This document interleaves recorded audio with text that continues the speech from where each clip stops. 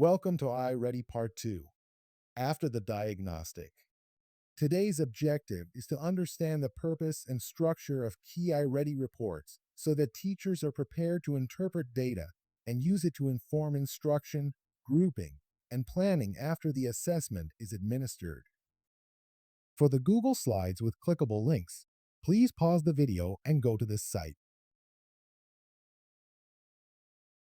Links within the presentation will be located on the last slide. Now that our assessments are complete, it's time to shift our focus to what comes next. First, we want to engage in meaningful data chats with students, helping them reflect on their performance and set personalized, achievable goals. Next, we'll start by looking at some key reports. We'll also talk about how iReady measures growth, and finally, we'll discuss next steps for PLCs, how grade level or content teams can use this data to drive instruction, interventions, and enrichment moving forward. After the assessment, data chats are a great way for students to reflect on their learning. These conversations allow students to understand their strengths, identify areas where they need support, and recognize how much they've grown. Form data chats in small groups with partners, and, when possible, one-on-one with you. When students share their progress and goals, it reinforces that we are aware of their growth and care about their learning. Most importantly, data chats give students a sense of ownership. When they understand their data and set their own goals, they're more likely to stay engaged and take meaningful action. Here you can see a sample data chat worksheet. It helps guide students through reflecting, setting goals, and taking next steps. We've linked templates at the bottom so you can start using them with your students. The Diagnostic Results Report is one of the foundational reports you'll use after the assessment. It gives us a snapshot of how students are performing overall and by domain. At the top, you'll see the overall placement. This tells us what percentage of students are above, on, or below grade level based on the iReady scale. This helps us quickly see how students are distributed across the 5 performance bands. Below that, the placement by domain section gives a more detailed look. We can see how students are performing in specific areas like phonological awareness, phonics, and comprehension. This level of detail helps us target instruction where it's needed most. This report can serve as the starting point for conversations in PLCs, intervention planning, and student goal setting. As you scroll down the diagnostic report page, you get to the student level view.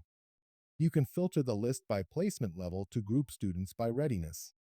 Additionally, under Choose Your Column, you can customize the data you want to focus on, whether that's Lexile levels, typical and stretch growth goals, national norms, or projected proficiency on the Smarter Balanced for grades 3 through 8.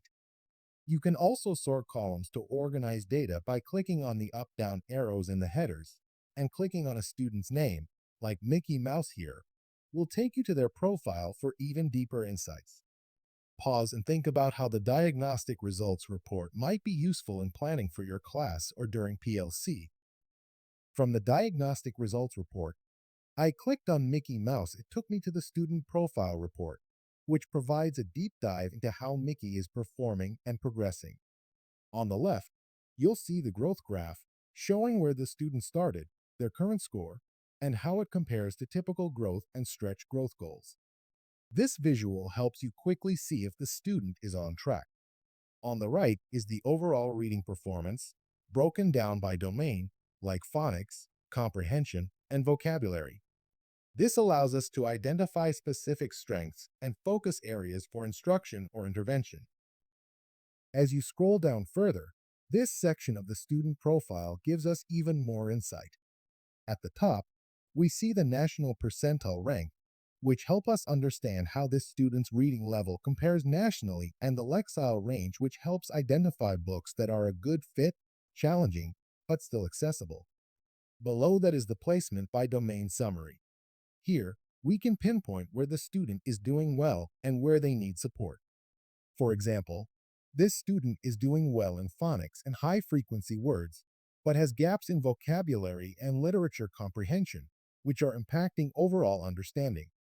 The narrative at the center offers some instructional guidance by briefly summarizing what to focus on to support this student's continued growth. When you click on any domain, like vocabulary, you get more than just a score.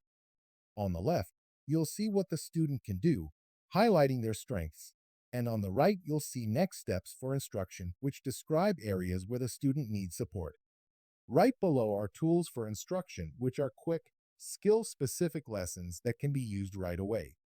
These tools are especially helpful for tutors, paraeducators, or volunteers who may need targeted guidance for supporting students during intervention or one-on-one time. That said, classroom teachers should use these as a supplemental resource, not a replacement for their guaranteed and viable curriculum such as Benchmark, Amplify, or Eureka Squared.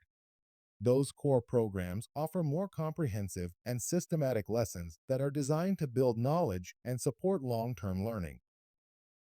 You'll love this next report.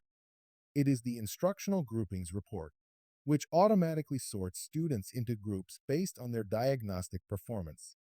Group 1 represents students with the highest instructional needs. This helps teachers quickly identify which students need intensive support and which can benefit from enrichment. Clicking into a group reveals a list of students, allowing you to plan targeted small group instruction. Keep in mind that while these groups are a useful starting point, they should be paired with teacher judgment and classroom data to make final grouping decisions. When you click into any grouping, for example, I clicked on Group 2, you'll see a list of students along with their domain level placements. This helps you understand where students are in each domain. Below the chart, you'll get a helpful summary of the instructional priorities for that group. For example, this group is working on developing fluency with addition and subtraction and needs reinforcement in operations and algebraic thinking. This makes it easier to target instruction based on shared needs. But again, remember to use this information alongside your curriculum and classroom data to guide planning. When you open a grouping, you'll also see detailed recommendations for teacher-led instruction based on that group's needs. In this example, the focus is on number-based 10, operations, algebraic thinking, fluency, and essential vocabulary, key skill areas for this group. To the right are the tools for instruction. These are targeted lessons that can be used to reteach or reinforce specific skills. As mentioned previously, they're particularly useful for tutors, paraeducators, or small group support settings where guidance is needed. For classroom teachers, these tools should supplement, not replace, your core curriculum, like Eureka Squared, Amplify, or Benchmark. Those programs are designed with a broader scope and deeper instructional coherence. Finally, the California CCSS Performance Report is one that will very much appeal to teachers who are very standards-driven. This report shows how students are performing on specific California Common Core standards. Each standard is listed on the left, and you'll see how many students fall into each category of understanding. The green check means a student likely understands the standard, the gray check means partial understanding, and the gray X shows students who likely need more support with that skill. You can also click on any standard to dig deeper and see how every student performed individually on that standard. Now that we've walked through all three reports, diagnostic results, instructional groupings, and the California CCSS Performance Report, I want to give you a few minutes to think about how you might actually use these once the assessment is complete. Talk to a partner or small group to complete this simple reflection using the fill in the blanks. The goal is to connect each report to an actionable next step in your teaching. After students take the first diagnostic, iReady will provide a typical growth goal and a stretch growth goal. These are determined by comparing students at the same grade level and with a similar start score. We should expect all students to achieve 100% of their typical growth goal because that will tell us that they are keeping up with the average peer. Students are also given a stretch growth goal. For students who are starting off below grade level, this goal will put them on a path toward proficiency, although it may take more than 1 year. iReady stretch goals are meant to be ambitious but attainable. And for students who placed on grade level, The stretch goal will put them on a path to maintain or achieve advanced proficiency levels. On average, iReady states that 25 to 35% of students reach their stretch growth goal. We need our spotlight students to reach their stretch goal at least until they achieve proficiency. As we wrap up, here are a few key takeaways. First, a foundational idea in assessment literacy is that results have a short shelf life. That means we can't wait too long to look at the data or take action. Students are moving forward, and our response needs to be timely. That's why it's critical to schedule a PLC soon after each administration. This gives your team the chance to look at the data while it's still fresh and relevant for instructional planning. To support these conversations, we've linked a resource here: Data Literacy, Questions to Drive Instructional Planning. These are high-quality questions designed to help your team dig into purpose, patterns, and action steps, whether you're planning Tier 1 instruction or intervention cycles. This slide contains resources for teachers, including excellent job aids for accessing the reports.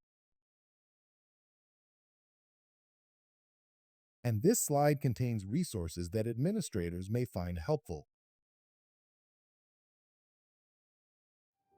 Thank you for joining us. For questions or support, please fill out the Assessment Services request form and someone will get back to you very quickly. You can always find the link to this form on Educators Update.